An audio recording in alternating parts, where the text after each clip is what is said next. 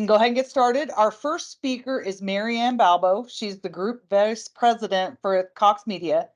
Maryann is going to share her passion for growing and thriving in her career and how you can too.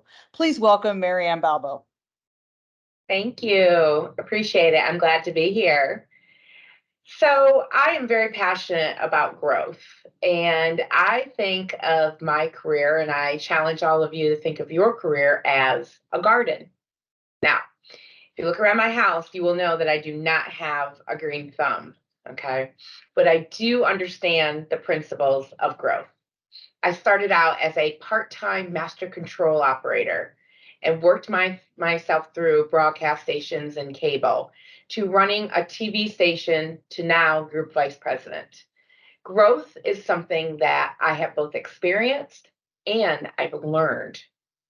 I'm a product of two principles that I'm going to talk about today. First is planting yourself in the right environments.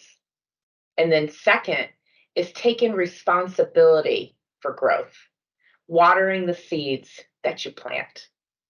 And I'll talk about both today. So many times I hear that I am not in a good environment to grow. And I will challenge someone and completely disagree with them, regardless of what their circumstances are, because I believe that you can grow anywheres. Your career is a seed. And if that seed is planted in the right soil, it has the opportunity to grow and to flourish, which, by the way, is my one word for this year, flourish. However, the soil must be healthy, and you are in charge of making that soil healthy, not anybody else. And you have to define what healthy actually means to you. You aren't a product of your company's environment. You define what healthy means, not your boss, not your company, not a vision statement, but you. You make the choices by surrounding yourself with the right people, whether it be sponsors, mentors, positive coworkers, people who can nurture you and water your growth. Of course, there's going to be naysayers. We all know that. And you can't control them, but you can control how you react, and you can control who you spend your time with. It also means being in a position to learn. This is your responsibility, not your boss, not your company. It's yours. It's a mindset. It's not a career map. And I've seen people that have had major potential, but got caught up in the drama of the workplace, or saw things only from a negative perspective, or didn't see opportunity to grow within their own role or within their organization. And I'm here to tell you that you're wrong. There's always an opportunity to grow. You just can't let the weeds around you hold you back. You need to be inspired.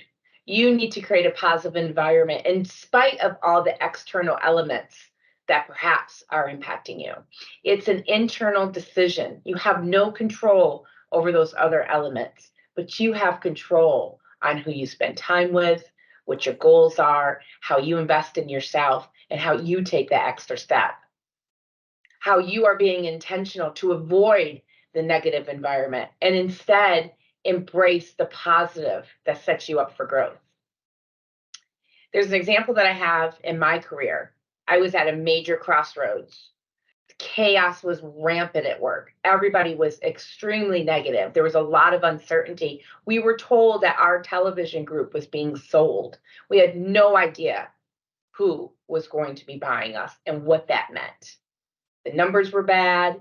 And I remember at the very first, the negativity just started spreading like wildfire. I even remember starting to feel myself some negativity. And I felt like the environment was starting to have a hold on me. It was all around me. People were fighting change, scared of that uncertainty. And the rumors, they were keeping me up at night. They were leading to worry and negativity.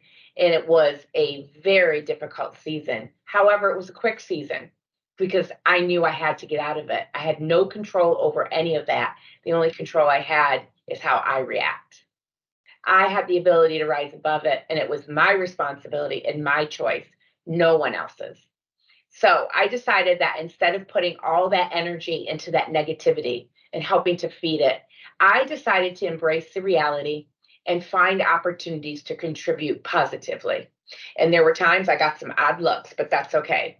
But I started spending less time listening to the negative, which meant sometimes having to excuse myself during conversations. And instead, I just took time to think or brainstorm. I seeked out others who were already further along in their processing this change or had experience in this situation from the past because I was fairly new in my career. And I became cautiously inspired by surrounding myself with those people. And what I did was I came up with a vision of how I could contribute in a positive manner rather than contribute to the negative or let the negative impact me. I had a fire in me. And in spite of my role and title, I knew I could make an impact. I had no direct reports. I was a frontline employee, but I knew I could make a difference. So I went to my boss and I asked if I could organize an event that was really had more of a cultural feel to it, was something that would be supportive while still being realistic, a safe space, an opportunity for our people to brainstorm ideas of how to keep us focused, how to support one another during this uncertain time. And he loved the idea and said, sure, go for it. You do it. And I did it. And I brought people together. And there were some negative folks that showed up, some didn't show, but I was there really to try to have a positive impact on our team. I didn't have the answers. I didn't have the words to bring them through this difficult time. But what I did was I made that connection of people. And I felt that while they were inspiring me, we were inspiring each other. And it gave me an opportunity to flex my leadership muscles. And I remember using that story many, many times in my career as an example of how my leadership matured, how I had taken the reins. I grew through that instead of falling behind.